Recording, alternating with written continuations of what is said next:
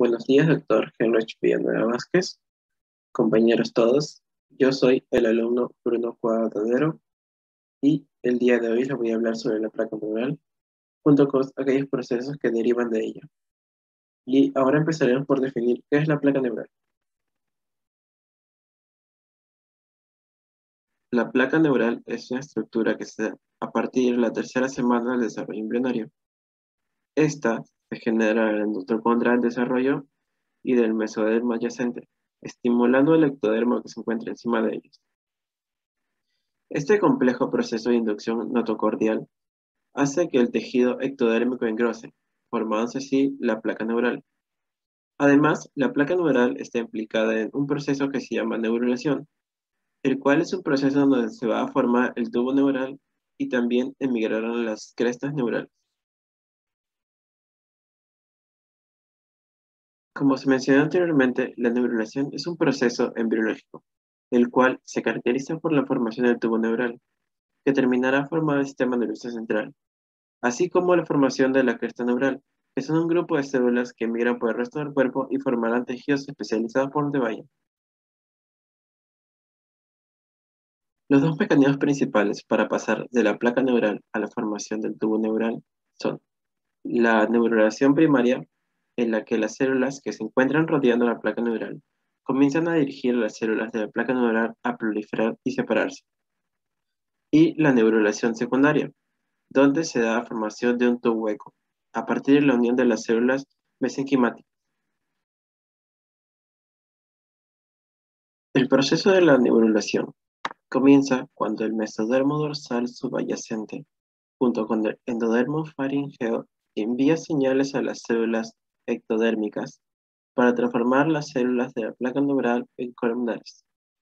Una parte del ectodermo es incluida en la placa neural, la cual se extiende a lo largo del eje anteposterior y adquiere inicialmente una forma similar a la de la punta de una pala, siendo ancha en el eje mediolateral y corta en el eje rostrocaudal. Durante su modelado, la placa neural engrosada se adelgaza lateralmente y se alarga verticalmente. La flexión de la pala ocurre en dos pasos que corresponden a la formación del surco y su plegamiento. El primer paso ocurre en tres regiones específicas, denominados puntos de bisagra, de los cuales uno se localiza en la línea media por encima de la notocorda, y los otros dos se localizan dorsolateralmente en los pliegues neurales. En las regiones bisagras, las células son inducidas a adquirir una forma de cuña.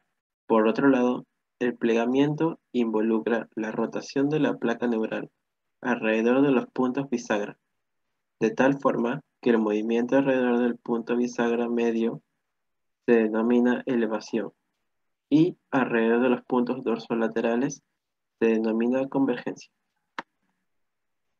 Como resultado de la elevación, se genera el surco neural con forma de U en la línea media dorsal. Finalmente, la placa neural se curva alrededor de las regiones bisagras, de tal manera que los bordes de la placa se desplazan hacia arriba, formando los pliegues neurales.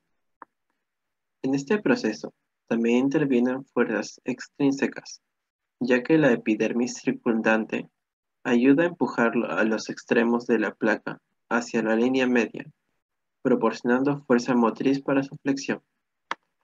Y, finalmente, se da el cierre del tubo neural, y este ocurre a medida que los pliegues neurales migran hacia la línea media dorsal, hasta que finalmente se adhieren entre sí, y las células a partir de ambos pliegues se fusionan. Cuando el tubo neural no se cierra correctamente, ocurren unos defectos estructurales del sistema nervioso. Estos trastornos involucran un alto costo psicológico para el sujeto afectado, así como para su familia, ya que se asocia a una muerte inevitable, a una discapacidad grave y permanente, y hasta en algunos casos retraso mental. El tubo neural deriva del ectodermo primitivo y se desarrolla hasta formar el encéfalo y la médula espinal.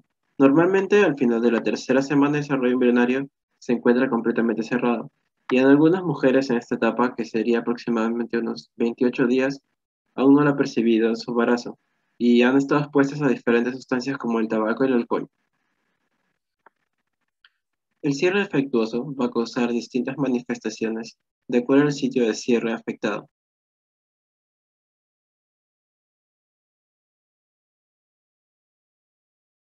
La anencefalia es un defecto de nacimiento muy grave, en el cual el bebé nace sin las partes del encéfalo y el cráneo.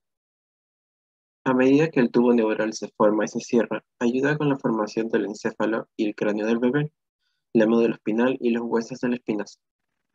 La anencefalia se produce cuando la parte superior del tubo neural no se cierra por completo. Esto a menudo resulta en el nacimiento de un bebé sin la parte frontal del encéfalo ni la parte encargada del pensamiento y la coordinación, y las otras partes del encéfalo a menudo no están cubiertas por hueso o piel.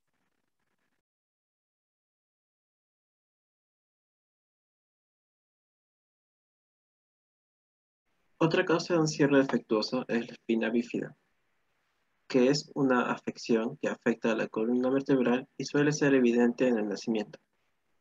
La espina bífida puede aparecer en cualquier lugar a lo largo de la columna, si el tubo neural no cierra por completo. La columna vertebral que protege a la médula espinal no se forma y no se cierra como debería. Esto suele producir un daño en la médula espinal y los nervios. La espina bífida puede provocar discapacidades físicas e intelectuales, que van desde leves a graves. La gravedad depende de lo siguiente: el tamaño y la localización de la abertura en la columna, y si parte de la médula espinal y los nervios están afectados. Se conocen dos tipos de espina bífida. La primera es la meningocele, que forma un quiste o saco que sale de una apertura en la columna vertebral y contiene membranas de la capa protectora de la médula espinal y líquido cefalorraquídeo. Normalmente no hay daño en los nervios, por lo que la discapacidad que genera puede ser leve. El segundo tipo es la mielomeningocele. Se presenta como una bolsa con el tejido nervioso medular expuesto y sin cobertura cutánea. La bolsa contiene líquido cefalorraquídeo, nervios y placa neural. Causa la parálisis de los músculos y una pérdida de sentido del tacto, por debajo de la lesión. Es una de las causas más frecuentes de la discapacidad física en la infancia.